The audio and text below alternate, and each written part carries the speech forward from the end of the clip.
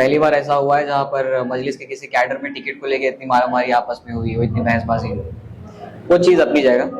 मगर दूसरी तरफ जो पैसे लेकर टिकट तकसीम करने के जो इल्जाम लगाए जा रहे हैं, मैं आपसे जानना चाहता हूं कि जो नुमाइंदों की फहरिस्त आप तक पहुंची थी, कौन सा पैमाना था जिसमें तोल कर टिकट तकसीम किए गए हैं, कि किन चीजों को तरजीहात दी गई थी कि सामने वाले नुमाइंदे में ये चीजें हों? देखिए, मामला ये है कि इस वक्त दबंगई की सियासत चलती है। अख्तरुद्दीन से लोग डरता नहीं है, मोहब्बत करता है, और इस वक्त लोग दबंगों से डरते हैं। ये मैंने अगर गुंडागर्दी की ताकत मुझ में होती तो ये बोलने की हिम्मत नहीं होती। आप ये बताइए, राजद ने टिकट काटे कि नहीं? सिटिंग कैंडिडेट्स के टिकट काटे कि नहीं? कांग्रेस ने काटे कि नहीं? भाजपा ने दर्जनों टिकट काटे कि नहीं? क्या किसी को बोलने की हिम्मत हुई? किसी के अब्बाजान की मजाल हुई कि उसके खिलाफ बोले? और एमआईएम ने शुरू दिन में कह दिया था, मदन शाह तो रो रहे थे ना। अरे रोना अलग बात है, गालियां देना, जो हम लोग के खिलाफ तूफान बदतमीजी की, जो हमारे दीनी अहबाब भी आ गए मंच पर, किसी के जरा देखिए, मैं इसको दोस्त फिक्र में, हमारी पार्टी की मकबूलियत अपनी जगह पर है, लेकिन मुझे अपनी मिल्लत की हालत पर रोना आता है।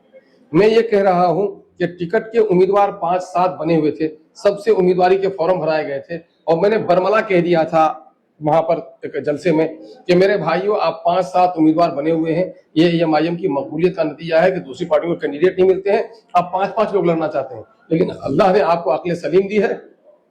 5 में से किसी एक को टिकट मिलनी है, 4 को महरूम होना है। अगर पार्टी के ईमानदार सिपाही हो गए तो इस चारों मिलकर इस एक का साथ देना। वो नहीं ये कहते हो कि टिकट हमको मिले तभी पार्टी का साथ दो, तो खुदा के वास्ते एमआईएम का झंडा लेकर पार्टी को बदनाम के लिए ना फिरो। उसके बावजूद फिर हम लोगों ने अहदनामे ले लिए कि भाई मैं अहद लेकर कहता हूं कि साहब खुदा के नाम से मैं अहद देता हूं कि मैं पार्टी किसको भी टिकट देगी मैं उसकी मुखालफत नहीं करूंगा, मैं पार्टी के फैसले को बिल्कुल मिन्नो अन तस्लीम करूंगा। और उसके बावजूद लोगों ने कस्में तोड़ी, उस पर कोई मुबाहिसे नहीं कर रहे हैं। और दूसरा मसला यह है कि आप रोइए और मातम कीजिए, क्या बीजेपी के नौजवान कैडर्स नहीं है? वो सड़कों पे होते, वो वाहियात बके। क्या बीजेपी के अंदर में उनके मजहबी पेशवा नहीं है? वो आए, राजद के लोग आए, कांग्रेस के लोग आए, पिछड़ी लोग आए, ये मुसलमान ही आए, और वो मुसलमान जिसका मीडिया में कोई रोल नहीं है, एडमिनिस्ट्रेशन में कोई पकड़ नहीं है, कानून साजिया में नुमाइंदगी नहीं है, ये तो एक नौकूद पौधे की तरह है। एमआईएम अभी ये तहरीक उठी है और इसको मसल डालना चाहते हैं।